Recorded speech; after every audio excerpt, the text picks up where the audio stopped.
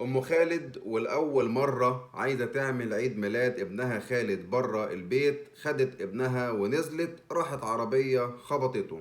تعال أقولك إيه اللي حصل. كان عيد ميلاد خالد ابن أم خالد، طبعا البلوجر المعروفة، دايما كانت بتعملهوله في البيت، لكن المرة دي قررت إن هي تعملهوله برا البيت. خدته ونزلت راحت عربية خبطته، طبعا خدته وراحت بيه على المستشفى، وقالت ان هي بدأت تعمل أشعة وتحاليل والكلام اللي بيتعمل في المستشفيات ده. طبعا خالد رجليه اتجبست، وقالت ان هي هتروح للدكتور عشان بيقولوا ان في عظمة اتحركت من مكانها، فعايزة تشوف العظمة دي هيبقى نظامها ايه بعد كده.